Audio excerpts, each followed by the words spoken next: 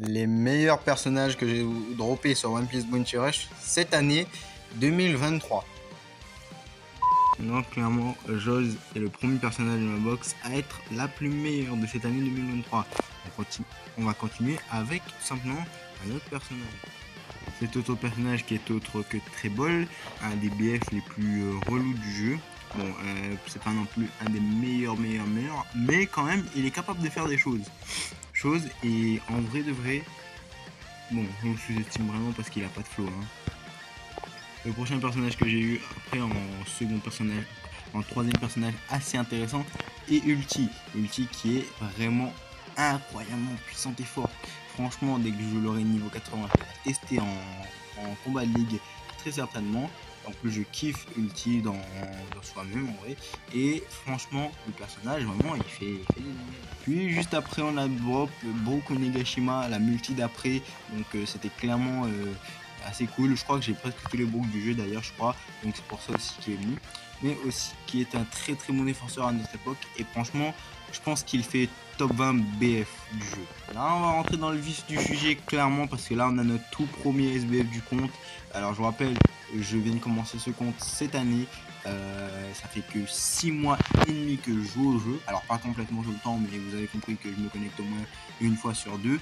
Et du coup, voilà, ça donne, j'arrive à avoir un personnage qui est quand même assez cheaté, Kidlo SBF. Voilà. Puis après, avant que le portail de Kidlo SBF parti, nous avons eu le frère simplement du Ulti, Page One, tout simplement un BF assez cool, on va dire qu'il est jouable quand même, mais c'est pas non plus le meilleur BF, mais franchement il est jouable. Pour moi c'est ça qui est bien, c'est un BF assez fort quand même. Bien sûr un BF très exclusif que j'ai eu sur la First Multi, Uta V2 tout simplement.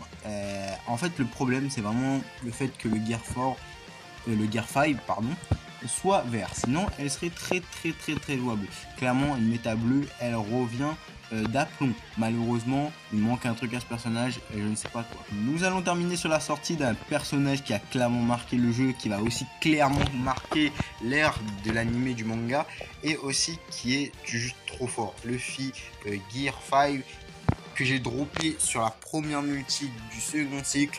C'était quand même une dinguerie quand je l'ai eu. Les gars, je suis content.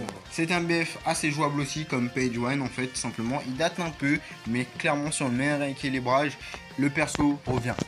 Clairement, j'ai rien juste à dire parce que déjà juste garde, vous voyez qu'il est dans le sous-estime parce que en fait sa compétence 1 lui enlève tout simplement des PV, mais lui donne quand même de la puissance assez forte, donc faut pas le sous-estimer lui.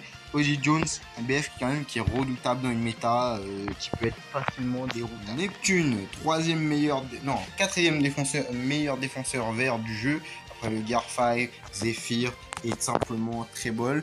Il y a lui. Clairement, non, lui c'est clairement un très bon. Et pour finir la liste, ce matin, nous avons droppé le loup à 9 queues. Pour moi, je l'appelle comme ça parce qu'en fait, il y a tellement de poils dans sa queue touffue à Yamato hybride.